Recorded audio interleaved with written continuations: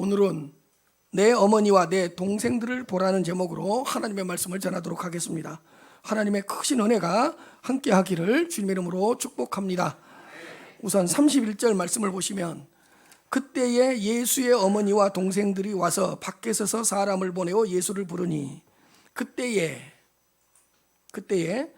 예수의 어머니와 동생들이 왔는데 밖에 서서 사람을 보내어 예수님을 부르도록 했습니다. 그때가 언제인지를 알면 이 예수의 가족들이 예수님을 찾아온 이유와 목적을 알 수가 있습니다. 오늘 본문 전에 예수님께서 귀신을 쫓아내는 사역을 하셨습니다. 그런데 예루살렘으로부터 내려온 서기관들은 예수님에게 귀신의 왕 바알세불이 들렸다고 했습니다.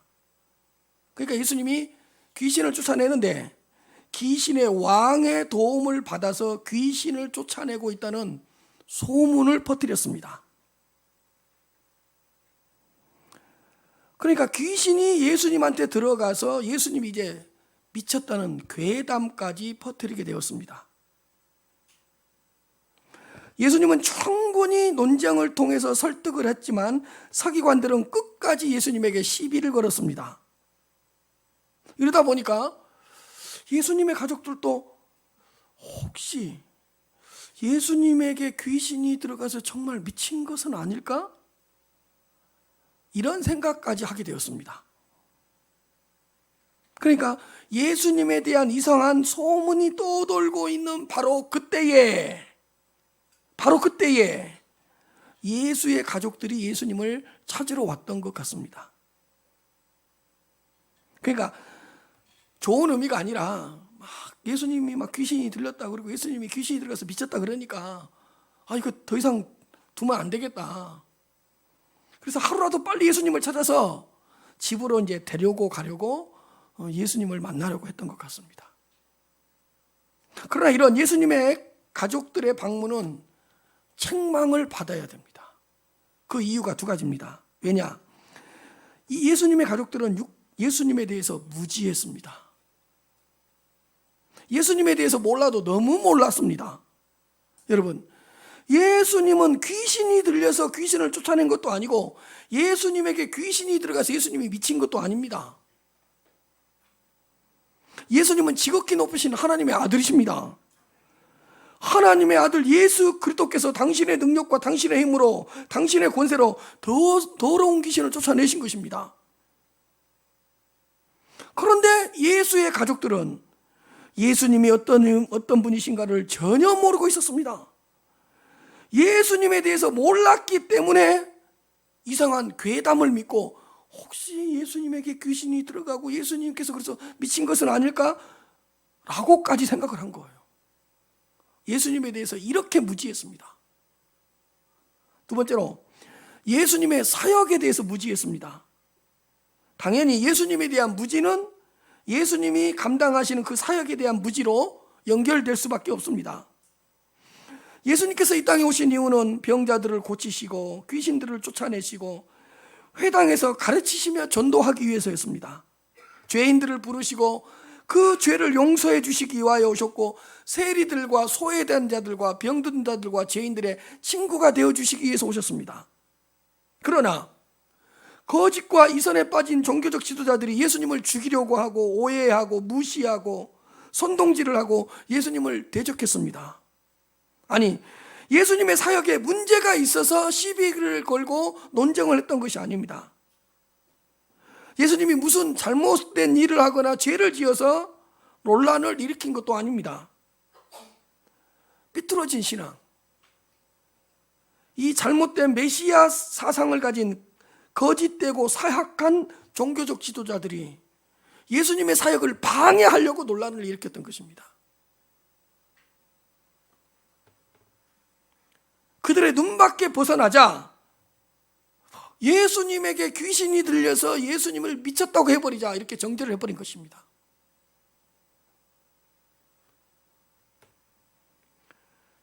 예수님의 사역에 대해서 무지했던 예수님의 가족들도 그들의 미혹에 휘둘려 버린 겁니다. 정말 귀신이 들어가서 귀신을 쫓아내고 정말 미쳐서 이런 사역을 하신 것이 아닐까?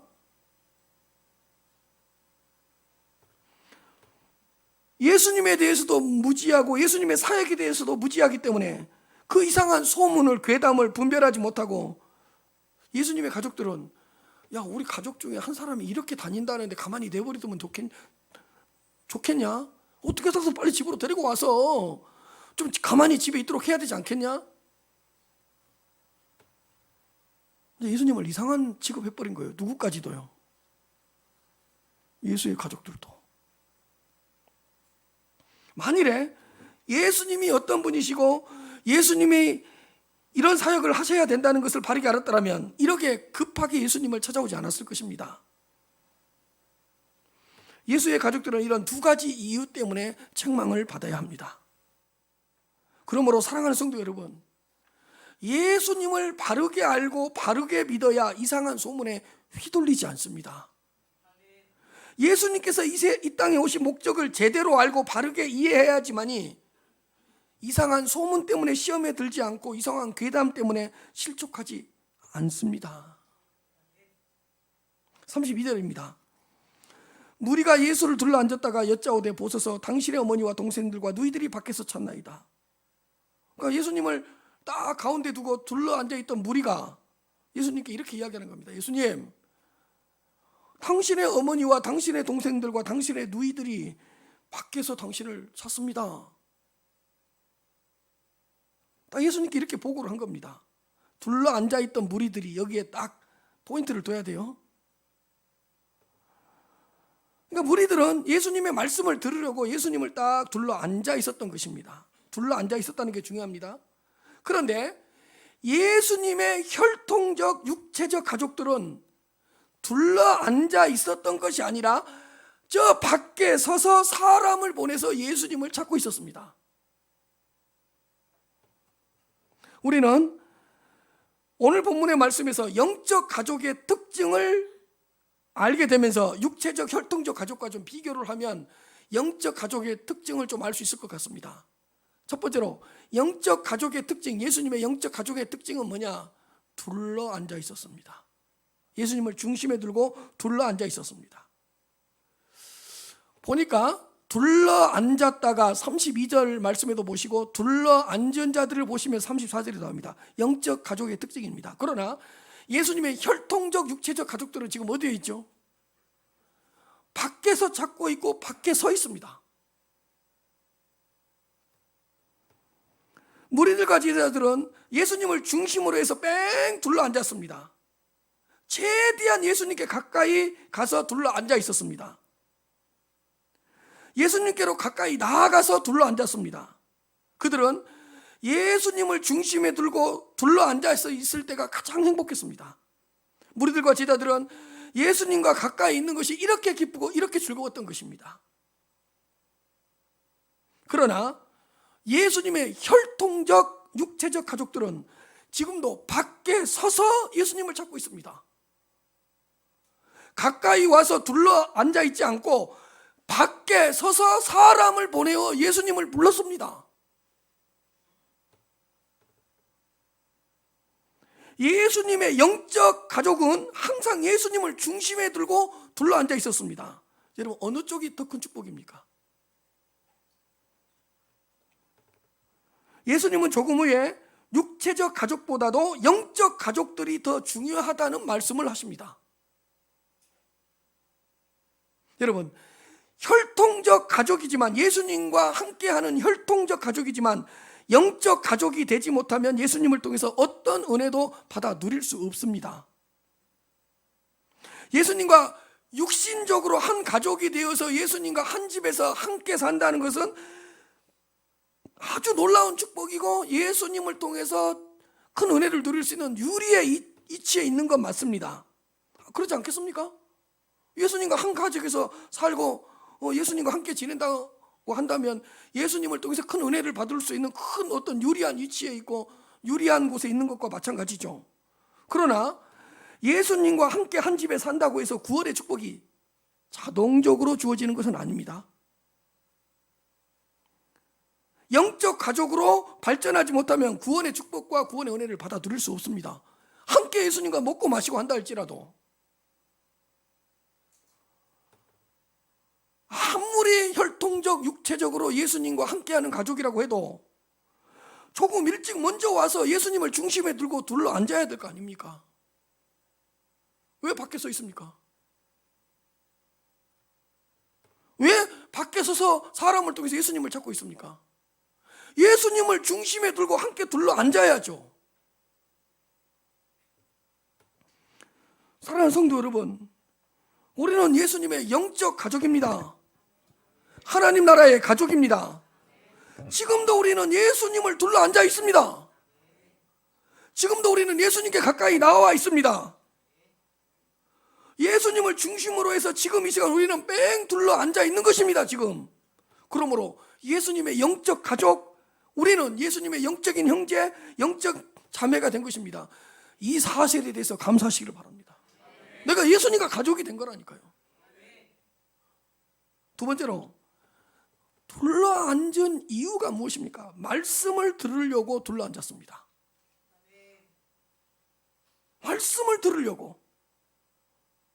그런데 예수님과 육체적 혈통적 관계를 맺고 있는 예수의 가족들은 다른 이유, 20절에서 22절 그리고 31절에 다른 이유를 가지고 예수님을 찾아왔습니다. 무리들과 제자들은 말씀을 들으려고 예수님을 둘러앉았습니다.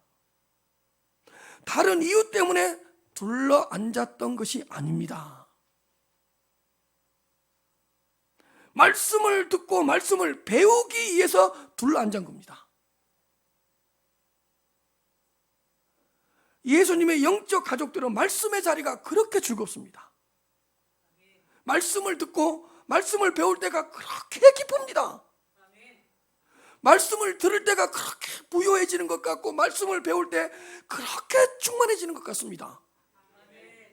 그러나 예수님의 혈통적 육체적 가족들은 예수님을 찾고 부른 이유가 무엇입니까? 조금 전 제가 31절에서 설명했지 않습니까? 예수님에 대해서 이상한 소문을 듣고 집으로 데려가려고 예수님을 찾았고 예수님을 만나려고 했던 것입니다.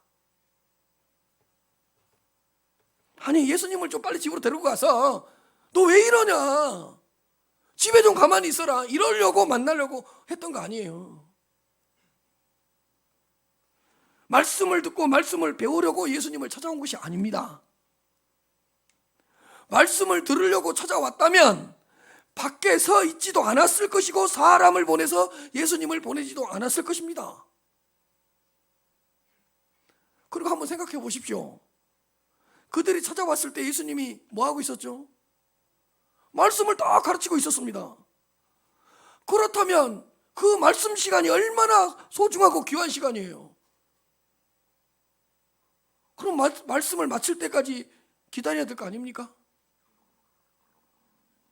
그 시간이 얼마나 귀하고 복된데 중간에 딱 끼어듭니다.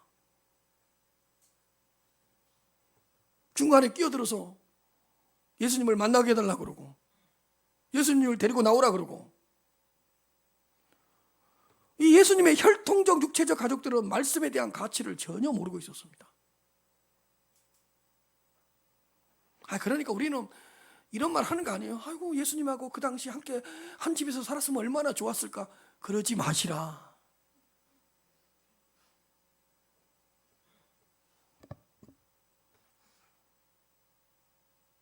예수님의 가족들은 예수님의 혈통적 가족 안에, 육체적 가족 안에만 머물러 있었지 영적 가족 관계로 진전하지 못했다니까, 나아가지 못했다니까요.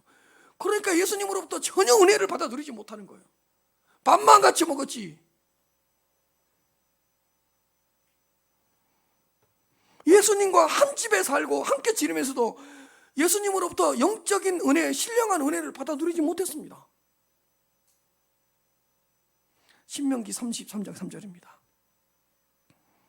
여호와께서 백성을 사랑하시나니 모든 성도가 그의 수중에 있으며. 다 같이 읽겠습니다. 시작.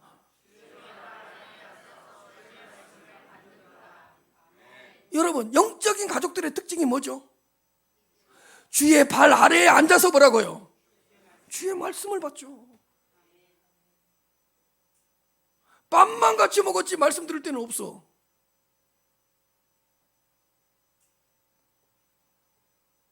뭐 예수님과 뭐 세상적인 대안을 나누면서 말씀을 들을 때는 밖에 서 있어요.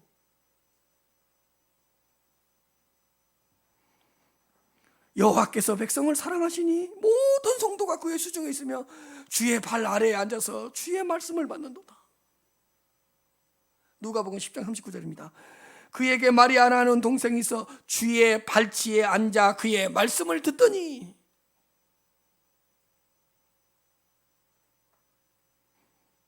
사랑하는 성도 여러분, 우리는 예수 그리스도의 영적인 가족들입니다.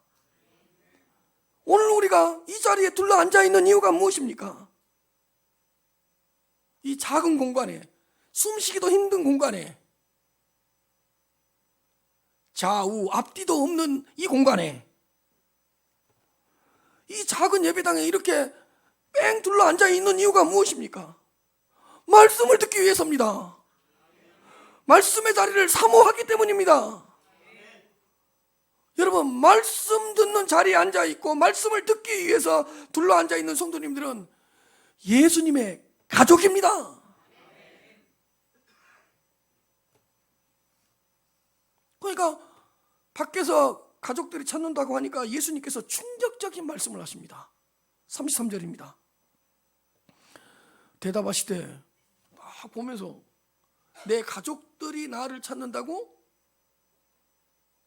근데 예수님께서 이렇게 말씀합니다. 딱 무리들과 제자들을 둘러보시면서 누가 내 어머니며 내 동생들이냐? 예? 당신의 가족들이 찾아왔다니까요?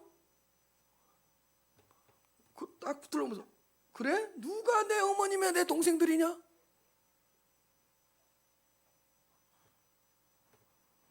예수님은 가족들이 찾아온 이유를 알고 있었습니다. 그러니까 누가 내 어머니며 내 동생들이냐? 아니, 내 어머니와 동생들이 따로 있다는 듯한 그런 발언을 하십니다. 그래, 찾아왔냐? 이게 아니라 누가 내 어머니며 내 동생들이냐?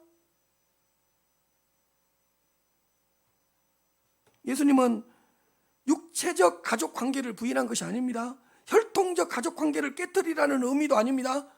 가족들을 버린 것도 아니고 가족들을 거부한 것도 아닙니다.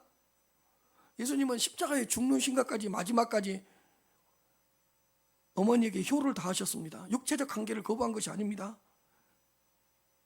예수님께서 이렇게 말씀하신 이유는 뭐죠? 나에게는 혈통적 육체적 가족이 아닌 다른 가족이 있다는 겁니다. 그것을 가르쳐주기 위해서입니다. 육체적 혈통적 가족 관계를 넘어서는 예수님의 영적 가족이 있다는 것을 가르쳐주기 위해서입니다.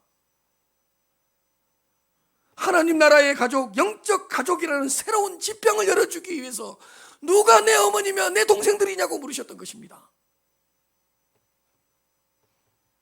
주님 안에서 새롭게 맺어진 다른 가족, 다른 어머니, 다른 형제들이 있다는 것입니다. 그러면서 34절입니다.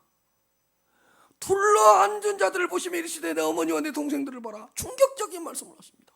딱 자기를 뺑 둘러 앉아있는 그들을 보시면서, 제자들을 보시고 무리들을 보시면서 내 어머니와 내 동생들을 보라. 뭐라고요? 우리가 당신의 어머니고 우리가 당신들의 형제들이라고요. 둘러 앉은 자들, 말씀을 들으려고 뺑 둘러 앉아있는 자들을 보시고 내 어머니와 내 동생들을 보라. 마태복음에는 손으로 제자들을 가리키면서 무리들에게 이렇게 말씀하십니다. 내 어머니와 내 동생들을 보라. 제자들을 가리키면서. 그러나 무리들 가운데서도 정말로 말씀에 대한 사모함과 말씀을 너무 듣고 싶은 그 사람들이 있었기 때문에 그 무리들에도 예수님의 어머니가 있고 예수님의 형제들이 있고 예수님의 가족들이 있다는 것입니다.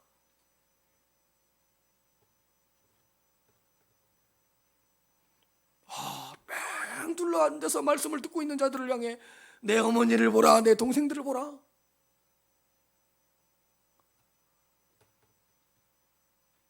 하나님을 아버지라고 부르며 뺑 둘러 앉아서 주님의 음성을 듣는 자들이 새로운 영적 가족이고 하나님 나라의 가족이라는 것입니다. 여러분, 육체적으로 따진다면 우리는 예수님과 가족이 될 수도 없고 아무런 관계도 없습니다. 그러나 예수님을 중심에 두고 뺑 둘러앉아서 말씀을 듣고 주님의 음성을 듣는 자들, 이들이 내 어머니요 내 동생들이다.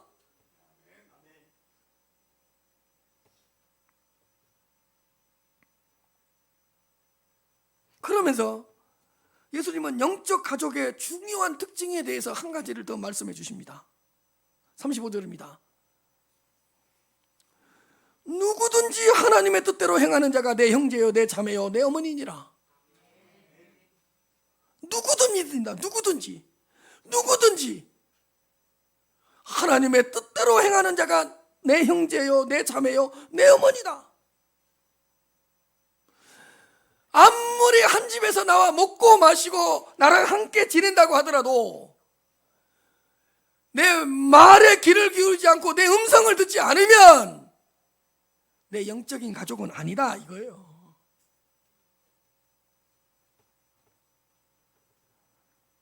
그러므로 예수 그리스도의 영적 가족의 세 번째 특징은 뭔지 압니까? 하나님의 뜻대로 행하는 자입니다. 그러나 예수님의 혈통적 육체적 가족들은 어떻게 했죠? 믿지도 않고 뭐라고요? 하나님의 뜻대로 행하지도 않고 소문에 휘둘리기만 하고,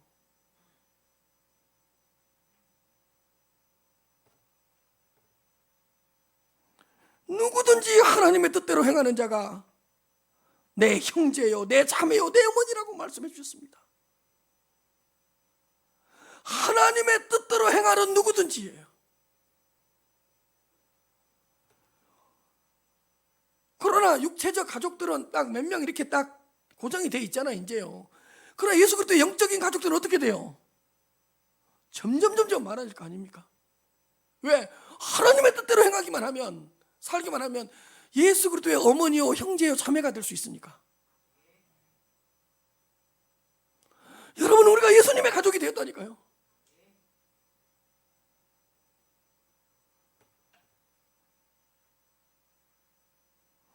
육체적으로 혈통적으로 가족이 되어서 예수님과 함께 집에 살고 함께 마신다고 해서 영적인 가족이 자동적으로 되는 것은 아닙니다.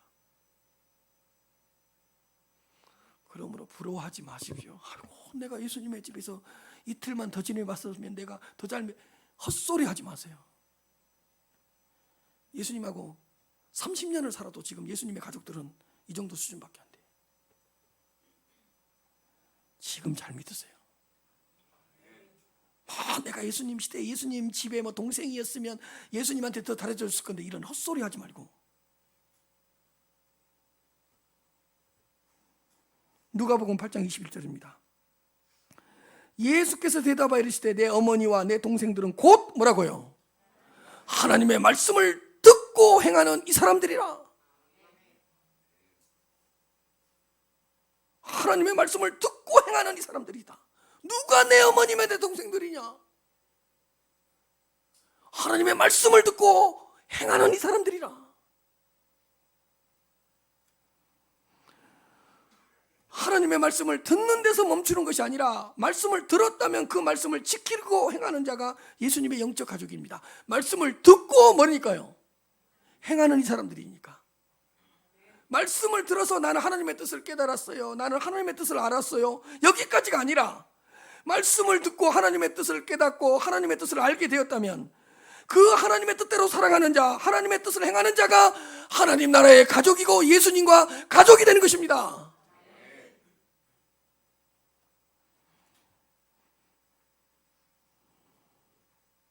그렇다고 해서 하나님의 뜻을 완전하게 행하는 자만이 예수님의 영적 가족이라는 뜻은 절대로 아닙니다. 누가 하나님의 뜻을 완전하게 행할 수가 있겠습니까? 그럼 한 사람도 예수 그리스도의 가족이 될 수 없죠.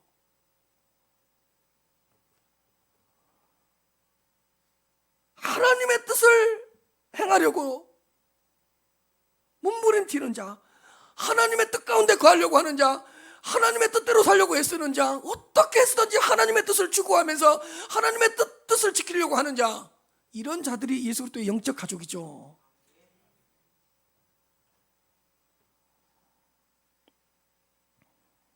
우리 TV에 조금만 대단한 사람 나오고 잘 사는 사람 나오면 뭐라고 생각해요?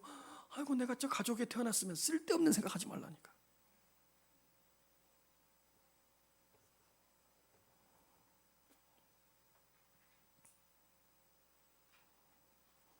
우리 뭐 조금만 유명하면 그 가족 중에 내가 그 가족에 태어났으면, 내가 그 아들이었으면 얼마나 이런 생각 하잖아요. 근데 우리가 누구의 가족이 되었다고요? 예수님의 가족이 되어버린 거 아니에요.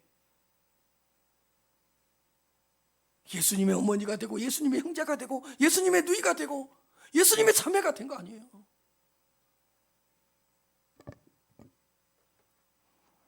여전히 우리는 부족하고, 여전히 나약하고, 여전히 넘어지지만 하나님의 뜻을 행하는 것에 최선을 다합시다. 왜? 예수 그리스도의 영적 가족이 되었으니까. 히브리서 2장 11절에 귀한 말씀이 있습니다. 시작.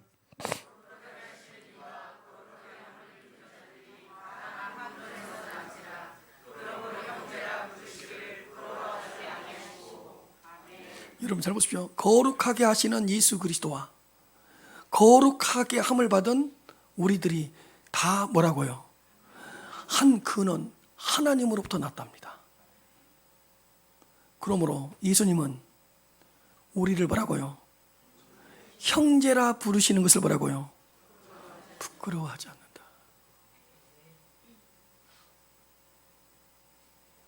우리 그거 아세요? 가족들 중에요, 사고 많이 치고 속 많이 섞이면 뭐라 그래요? 너는 내 가족도? 우리 그러잖아요. 왜요? 부끄러우니까. 내가 너하고 한 집에 거한다는 것이 부끄러우니까. 근데 잘 보십시오. 사실은 예수님하고 우리하고 얼마나 큰 차이가 많이 나요.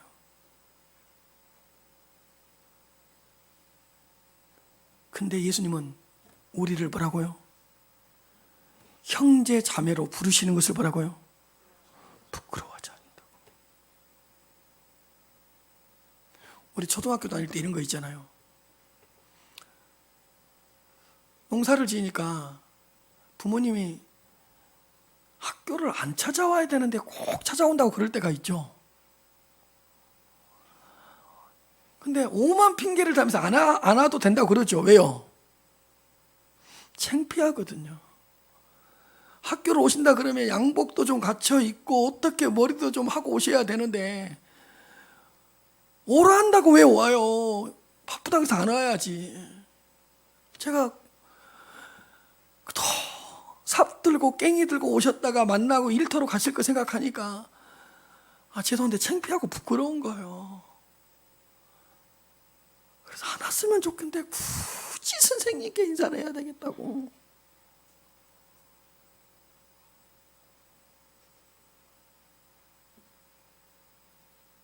그리고 학교 다닐 때 가정방문이라는 게 있었어요. 꼭 해요. 반장하고 임원하고 선생님이 각 집을 돌아다니면서 와서 다 적어요. 무슨 집, 자가용 몇 대. 이거 적어요. 가정방문이 없었으면 얼마나 내가 조금 덜 눌렸을 건데. 가정방문을 한다는 거예요. 이 가난하고 못 사는 집에. 더군다나 공부 잘하는 반장, 부반장, 임원들을 데리고. 거기에 남자들만 있으면 괜찮은데 항상 반장이 남자면 부반장은 누구예요? 여자고, 여자가 반장이면 부반장은 누구예요?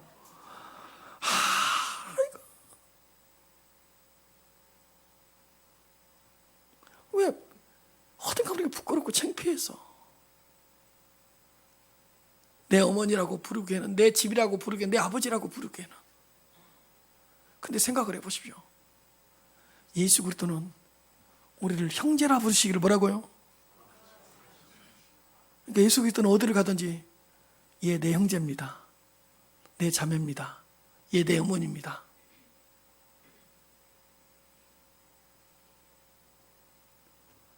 나는 나하고 조금 수준 차이만 나도 내 형제입니다. 내 자매입니다. 내 어머니다. 이 말하는 걸 이렇게 부끄러워하는데.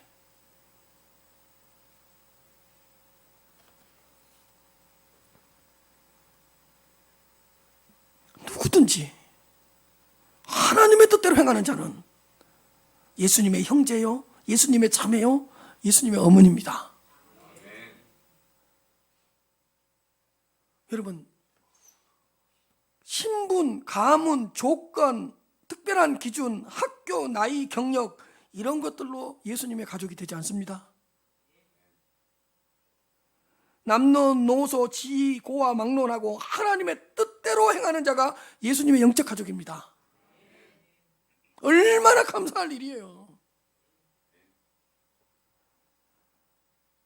그러니까 다 예수님이 둘러앉아 있는 자들을, 그 무리들과 제자들을 보면서 너희들이 내 형제고 너희들이 내 어머니고 너희들이 내 가족이다, 이 말을 들었을 때 그 무리들과 제자들이 얼마나 큰 위로를 받았을 것 같아요.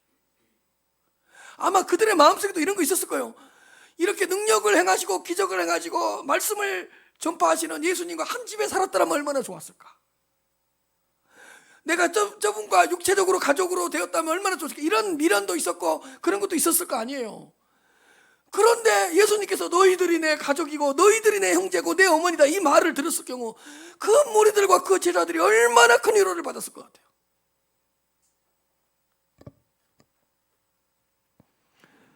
육체적 혈통적 관계를 넘어서는 영적 가족이라는 말씀을 듣고서 새로운 소망을 가졌을 것 같습니다. 아니, 예수님의 가족이 되었다는 그 사실에 너무너무 크게 감격했을 것 같습니다.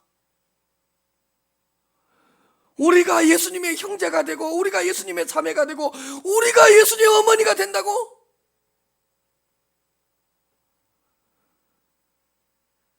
예수님께서 하나님의 맏아들이 되시고 우리는 그의 동생과 그의 형제가 되고 그의 자매가 된다고? 사실요, 육신의 관계는 끝이 있습니다.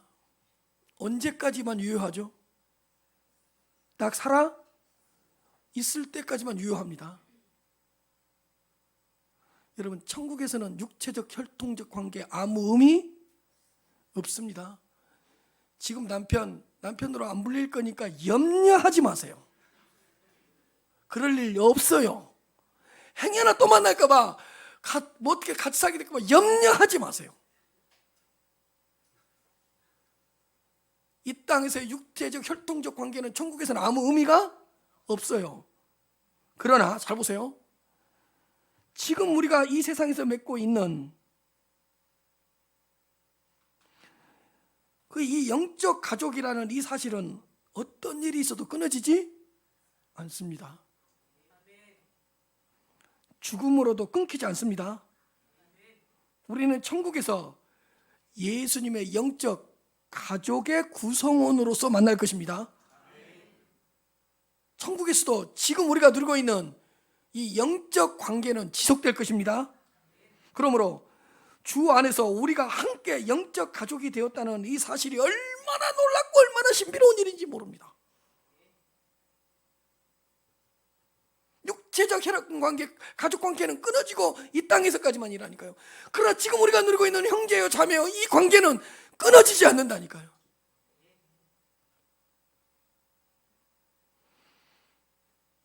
예수님을 찾아온 가족들은 예수님과 혈통적 육체적 가족이었지만 영적 가족은 아니었습니다. 먼 훗날에는 되지만 그분들이 회개하고 돌아와요.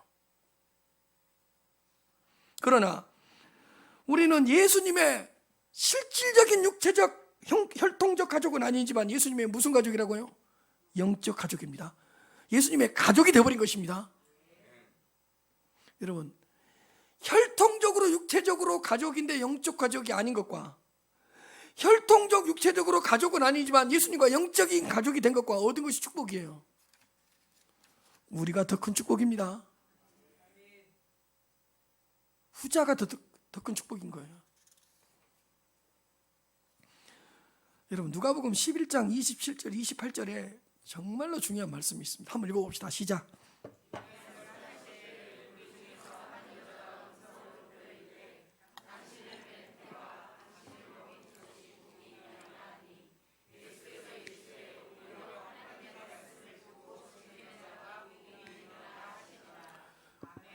아까 제가 이런 말을 어떤 사람이 이런 말 한다 그랬죠. 내가 예수님과 함께 살아봤었더라면 그런 말 한다 그랬죠. 그런 마음을 가진 한 여인이 우리의 마음을 좀 대변한 것 같아요. 보세요. 이 말씀을 하실 때 무리 중에 어떤 한 여자가 크게 음성을 높여 이르되 당신을 뵌 태와 당신을 먹인 그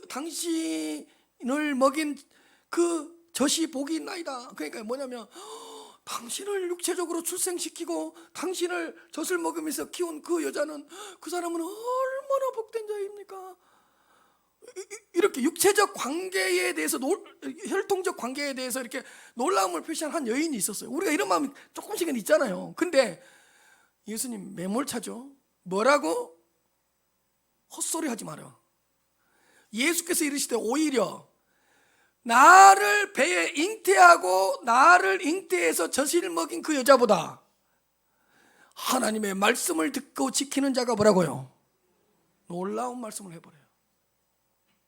그러니까 아무리 나를 잉태하고 나에게 젖을 먹여서 나를 키운 사람이라도 하나님의 말씀을 듣고 하나님의 말씀을 지키지 않는 자는 복 아니다.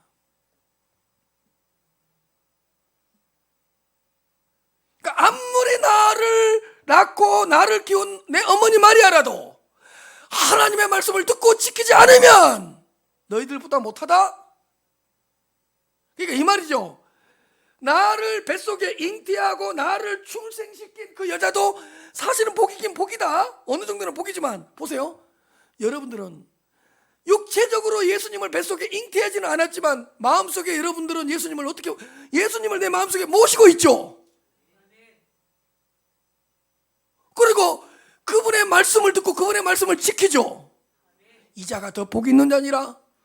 육체적으로 예수님을 뱃속에 잉태한 자보다 마음속에 예수 그리스도를 구주로 영접하고 10년 가운데 예수님을 구주로 고백하고 그분의 말씀을 듣고 지키는 자가 더 복되도다. 놀라운 말씀을 해버리는 거예요, 여러분. 그러니까 육체적 혈통적 관계가 중요한 것이 아니라 하나님의 말씀을 듣고 지키는 영적 가족이라는 게 더 중요하다. 여러분, 이 복을 받아들이는 거예요. 혹시 여자분들 중에 내 뱃속에서 예수님을 출생시키고 내 몸으로 예수님을 키웠었더라면 내가 얼마나 좋았을까? 착각하지 마시라. 그것보다도 예수 그리스도를 마음에 영접하고 내 심령 깊은 곳에 모시고 내 마음에 품고 그분의 말씀을 듣고 지키는 자가 더 복이 있다.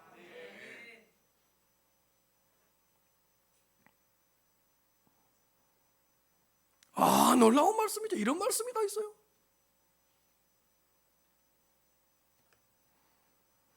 야고보서 2장 26절입니다. 영혼 없는 몸이 죽은 것 같이 뭐라고요? 행함이 없는 믿음은 죽은 것이라. 하나님의 뜻을 행해야 된다. 말씀을 들었으면 실천해야 되고 행해야 된다. 듣는 믿음도 필요하지만 행하는 믿음이 필요하다. 누가복음 6장 49절입니다. 듣고 행하지 아니하는 자는 주추 없이 흙 위에 집 지은 사람과 같으니 탕류가 부딪힘에 집이 곧 무너져 파괴됨이 심하니라 하시니라. 듣고 행하지 아니하는 자는 모래 위에 지은 집과 같다. 주추 없이 흙 위에 집 지은 사람과 같으니 탕류가 부딪힘에 집이 곧 무너져 파괴됨이 심하니라. 듣고 뭐하지 않는 자는 행하지 않는 자는, 그러니까 하나님의 말씀을 듣고 행하는 자가 반석 위에 집을 짓는 자다. 사랑하는 성도 여러분, 우리는 누구의 가족이 되었죠? 예수님의 가족이 되었습니다. 그러므로 하나님의 뜻대로 행하고 하나님의 뜻을 지키는 데 애쓰는 자녀들이 됩시다. 하나님의 뜻을 항상 깨닫고 마음에 품고 하나님의 뜻을 행하는 일에 최선을 다하는 자녀들이 됩시다. 그러니까 그러면 오늘 보니까 당신 별거 아니네 이렇게 생각할 수도 있잖아요. 근데 여러분들은요, 지금 있는 가족들과 두 가지 축복을 함께 누리십시오. 방법이 있습니다. 제가 도표를 하나 만들었습니다. 이렇게 되면 두 가지 축복을 한꺼번에 누리는 겁니다. 자, 내 옆에 있는 육체적 혈통적 가족이 있어요. 근데 이 가족을 전도해버리면 어떻게 되는 거죠? 예, 육체적 혈통적 관계에서만 머무는 것이 아니라 어디까지 발전해버린 거예요? 그렇죠. 아, 내가 당신하고 산다는 것이 복이야. 요 복도 누리시고, 당신이 예수를 믿고 하나님을 믿으면 우리는 주님 안에서 또 한 가족이 된대. 요 두 가지 복을 누리십시오. 그렇다면 예수님의 혈통적 육체적 가족들은 어디에 머물러 있었어요? 딱 인간적인 관계에만 머물러 있었잖아요.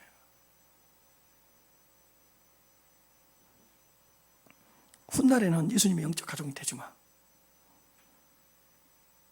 분명히 지금 함께 살고 있는 가족들은 혈통적 육체적 가족들입니다. 그래서 여러분, 가족이라는 것이 얼마나 귀합니까? 세상에 아름다운 단어 중에 한 단어가 있다면 어떤 단어일까요?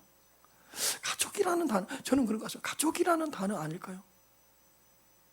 어딘가 가족이라는 말만 들어도 따뜻해지고 포근해지고, 가족이라는 어떤 그 생각만 해도 막 기분이 좋아지고, 이런 게 가족이잖아요.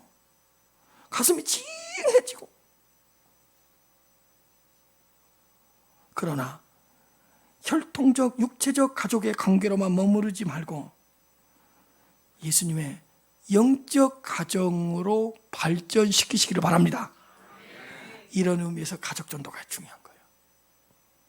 내가 당신이 내 남편으로서, 우리 애들이 내 자녀로서 살아가는 게 좋아. 그러나 영원한 천국에서도 가족으로 함께 살아갑시다. 요 가족 전도, 친척 전도, 친구 전도가 이래서 중요한 거예요. 가족들이 예수 그리스도를 구주로 고백하고 하나님의 뜻대로 행하는 자가 되어야 예수 그리스도의 영적 가족이 될 수 있습니다. 예수 그리스도의 영적인 가족이 되어야 영원히 죽어서도 함께 할 수 있습니다.